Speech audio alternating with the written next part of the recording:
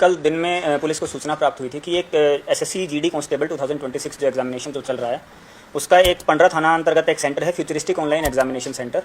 और इस सेंटर में ये सूचना प्राप्त हुई थी कि कुछ ऐसे सिस्टम्स हैं जिस पे रिमोट एक्सेस से लोगों का जो क्वेश्चन है उनको रिमोटली सॉल्व किया जा रहा है और जो कैंडिडेट्स हैं उनकी कोई भी मूवमेंट उसमें नहीं है और कर्सर अपने आप मूव हो रहा है और उसको सॉल्व किया जा रहा है। और जो वहाँ के जो सेंटर ऑब्जर्वर हैं उन्होंने उस सूचना को उन्होंने डिटेक्ट भी किया, साथ ही साथ उन्होंने जितनी भी जो ये इंसिडेंसेस जो हो रही थी उन्होंने अलग अलग जगह पर इसका वीडियो भी बनाया प्रूफ के तौर पर, जिसमें ये क्लियर दिख रहा है कि जो कर्सर है वो खुद से मूव कर रहा था। और उसी सूचना के आधार पर पुलिस को भी सूचना दी गई। पुलिस ने भी वहाँ मौके पर पहुँचकर जितने भी जो इस टाइप के जो संदिग्ध जो सिस्टम्स थे जिसमें रिमोट एक्सेस के जरिए जो एग्ज़ाम को सॉल्व किया जा रहा था उन सारे सिस्टम्स को ऑन द स्पॉट सीज़ किया गया है। और साथ ही साथ जो कैंडिडेट्स थे जिनके एग्ज़ाम जो ऑटोमेटिकली सॉल्व हो रहे थे उनको भी पुलिस के द्वारा उनसे भी पूछताछ के लिए उनको डिटेन किया गया। आगे जो ये सिंस ये एग्ज़ाम फर्स्ट शिफ्ट में था तो वहाँ जो ये पता चला कि एक एडुकेटी नाम की फर्म है जिसको जिम्मेदारी दी गई थी और जो वहाँ जो सेंटर के जो सेंटर सुपरिटेंडेंट हैं या जो सेंटर के जो आईटी के जो स्टाफ हैं उनको वहाँ से मौके से फरार पाया, सेंटर सुपरिटेंडेंट और सेंटर आईटी स्टाफ को।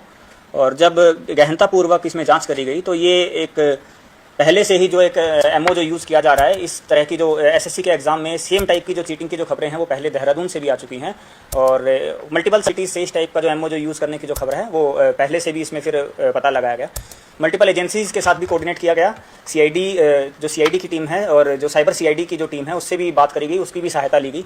साथ ही साथ जो I4C जो MHA की जो एजेंसी है उनसे भी इस मामले में हेल्प ली गई और उनके द्वारा सारा समन्वय स्थापित करते हुए इस निष्कर्ष पर रांची पुलिस पहुंची है कि इसमें जो सेंटर के जो मालिक हैं उनकी भी मिली भगत है और साथ ही साथ जो टेक्निकल जो सुपरिटेंडेंट है इस सेंटर के उनकी भी मिली भगत है और उनको फरार भी पाया गया है।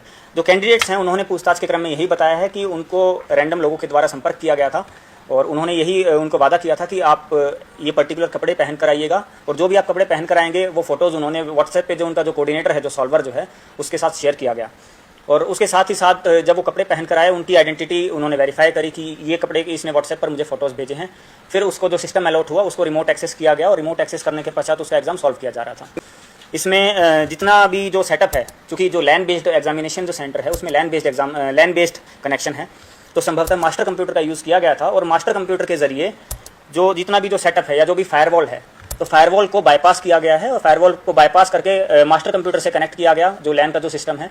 और उसमें से जो पर्टिकुलर कैंडिडेट्स हैं उनकी जो आईपी अलॉटेड, जो एक पर्टिकुलर कंप्यूटर को एक आईपी एड्रेस अलॉट किया जाता है, उस आईपी से रिमोट डेस्कटॉप कनेक्शन स्टैब्लिश किया गया उस एक मास्टर कंप्यूटर के द्वारा। जो मास्टर कंप्यूटर वहाँ सर्वर रूम में रखा था उसको भी पुलिस के द्वारा सीज किया गया है।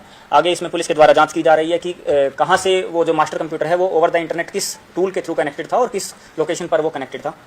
देखो भाई ভিডিওটা দেখে নিলা তো এটা এসএসসি জিডি হয়েছে সেটার এটা ঘটনা পুলিশরা তার ব্রিফিং দিচ্ছিল কি কিভাবে করছে।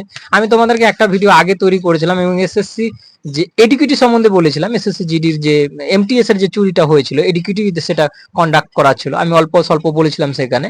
তো দেখো এডুকেটি যে বিষয়টা রয়েছে আমি সেখানে ক্লিয়ার তোমাদেরকে বলেছিলাম এর যে সফটওয়্যার রয়েছে একেবারে নর্মাল সফটওয়্যার রয়েছে, যে কোনো জন হ্যাক করতে পারে আর এই করতে। দেখো হ্যাক করা ওরকম যায় না ভাই, যদি ভিতরের লোক যে সেন্টারের লোক যদি না জড়িত থাকে সেরকম এই করা যায় না। আর দেখো এগুলো চুরিতে না বিশাল বড় বড় টাকা পাওয়া যায়, মানে একজনকে তুমি যদি চুরি করাবা 13 লাখ 14 লাখ টাকা দিচ্ছে। তো এটার জন্য মানে কি যে সেন্টার গুলোর মালিক গুলো থাকে তারা লোভে পড়ে যায় আর লোভে পড়ার ফলে তারা এই কাজগুলো করায়।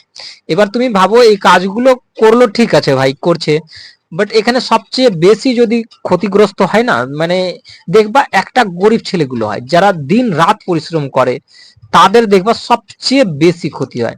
তারা দেখবা কি এক এক নম্বর বা এক এক দশমিকে আমি আমার ছাত্রকে বাদ হতে দেখেছি, আমি কাঁদতেও দেখেছি। আমার সাথে ডাব্লিউপি তেও গেছিল, পাস করেছিল, সেখান থেকেও রানে বাদ হতে দেখেছি তাকে আমি।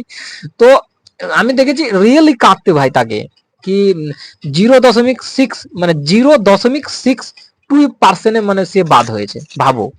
আর যদি 0.62% যদি থাকতো নম্বর এসএসসি তে সে 2025 কথা বলছি সে সিলেক্ট হয়ে যেত, বাট কন্ডিশনটা কি ওই নম্বরটা না থাকার কারণে সিলেক্ট হতে পারলো না সে। এবার এডিকিউটি তো পুরোপুরি তার আশাতে জল ফেলে দিয়ে হবে, কারণ মারাত্মক কন্ডিশন। দেখো আমরা যেটা জিনিস জানতে পারছি ধরা পড়েছে সেটা জানতে পারছি ভাই, অনেকদিন হয়ে হবে, তবে অনেকগুলো সেন্টার হয়ে হবে এরকম, তবে রিমোট কন্ট্রোল। দেখো যেদিন আমি জানতে পারলাম সেদিনকারই ঘটনা আমি জানতে পারছি, বাট অন্যান্য দিন হয়ে হবে না, অবশ্যই হয়ে হবে, অনেক দিন থেকে হয়ে হবে, তারপরে না ধরা পড়েছে। একদিন এসে ধরা পড়লো কি রোজ রোজ হচ্ছে, রোজ রোজ হচ্ছে, তারপরে ফুসুর ফাসুর করে কথাগুলো বেরোতে চালু করলো, তারপরে বলছে না অটোমেটিক রিমোট কন্ট্রোল থেকে ই করা যাচ্ছে। দেখো পুলিশ ব্রিফিং এ সমস্ত কিছু ক্লিয়ার করলো। এখানে আমি একটাই জিনিস বলবো, যারা খেটে খাওয়া মানুষ আছে, যারা গরিব মানুষ আছে, তাদের ছেলে পিলে কিন্তু প্রচুর পরিশ্রম করে। আমি নিজেও দেখো, আমার বাবা অত কিছু মানে বিশাল অট্টালিকাতে থাকে না, সেই জন্য দেখো একটা আমি ডিজিটাল বোর্ড পর্যন্ত নিতে পারছি না ভাই, তোমাদের যে পড়াবো কিনা একটা ডিজিটাল বোর্ড নিয়ে নি ভালো করে তোমাদেরকে পড়াবো, মানে ডিজিটাল বোর্ডে লাইভ ক্লাসে আসবো, সেটুকু আমার মুরদ নাই ভাই। থাকলে আমি অঙ্কিত ভাটি স্যারের টিমে জয়েন করতাম না। বাট মুদ্রা কথা হলো ওখানে জয়েন করার একটা আমার শখও রয়েছে, আর একটা আমার ভালো লাগবে তাদের পরিবেশ কিরকম রয়েছে আমি বুঝবো। দিল্লিতে নয়ডাতে আমার জয়েনিং হবে।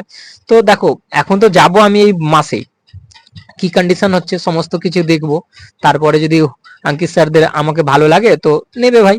বাট আমি অনেকগুলো চাকরিতে এরকম গেছি ভাই, বাট আমাকে আলটিমেট আমার মনে হয় এই যে ফেসটা রয়েছে সেটা পছন্দ আসে না, না কি, আমি অনেক কিছু থেকে ঘুরেছি ভাই।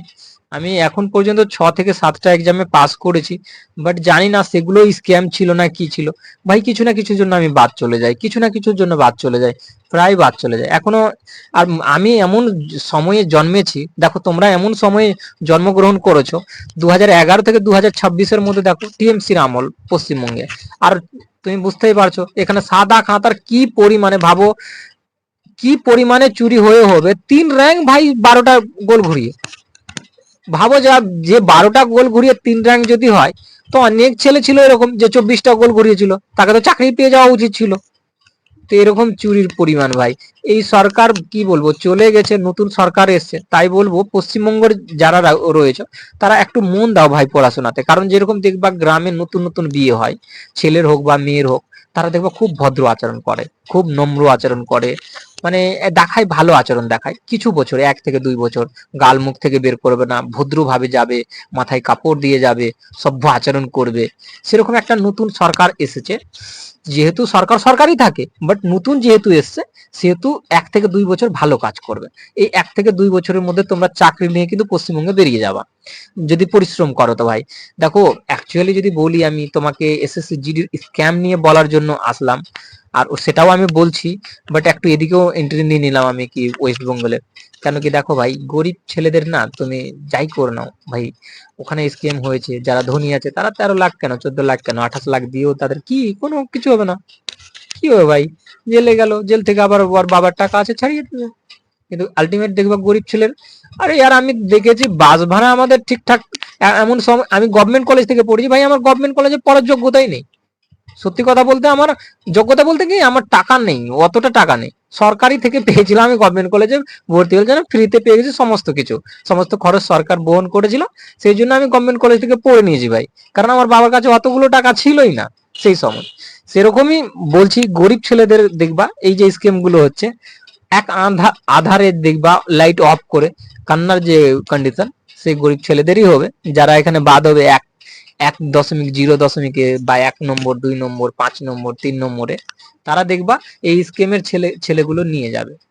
আর একটা জিনিস বুঝে রাখো ভাই, আমি তোমাদেরকে বলছি যারাই স্কিম করে চাকরি পাচ্ছ, তোমাদের একটা জিনিস তো ভালো, দেখো ভগবান বলো আল্লাহ বলো যাই বলো, যে কোনো ধর্মের কথা বলো, কেউ না কেউ তো ওপরে আছে ভাই। আমাদের ভগবান নিয়ে নাও, আল্লাহ নিয়ে নাও, সবই একই আছে ওপরে গিয়ে, কেউ না কেউ তো বিচার করবে ভাই। এর তুমি কোনোদিন সুখী হতে পারবে না ভাই, যদি এই গরিবদের ছেলেদের যারা পরিশ্রম করে খেটে খাওয়া, প্রচুর পরিশ্রম করে মানে করে তৈরি করেছে, পড়াশোনা করেছে, তারপরে এক্সাম দিতে গিয়ে আর তার এক্সাম তোমরা চুরি করে চাকরি পাচ্ছ, তোমাদের কোনোদিন ভালো হবে না ভাই, কোনোদিন না।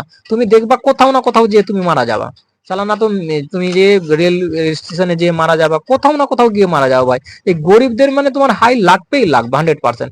কারণ দেখো ভাই, প্রচন্ড পরিশ্রম করতে দেখেছি আমি ছেলেদের, লিটারালি প্রচুর পরিশ্রম করতে দেখেছি, মানে সেই লেভেলের পরিশ্রম। আর যদি তোমরা চুরি করে পেয়ে যাচ্ছ, দেখো করেছো কি দাদা, দেখো না এবার এরকম ভাবে স্ক্যাম হয়ে গেছে, আর এটা সেন্টারে ছিল, পুরো এক্সাম কি বাদ হয়ে যাবে?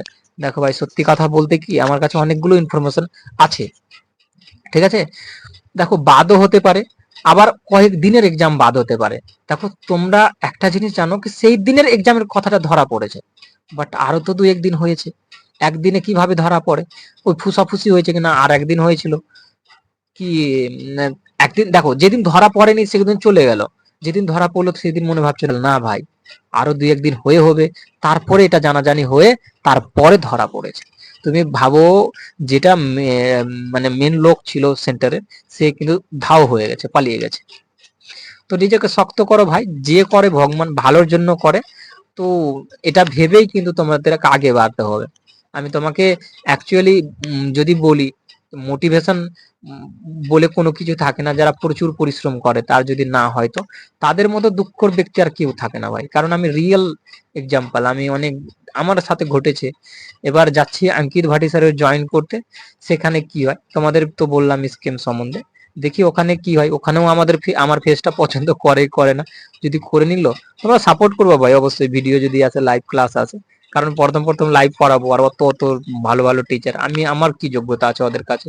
ওদের দেখো কোটি কোটি সাবস্ক্রাইবার আছে, আর আমার তো 30,000 সাবস্ক্রাইবার আছে, অল্পই আছে। তো একটু সাপোর্ট করবা যদি ভিডিও টিডিও আসে তো, ঠিক না?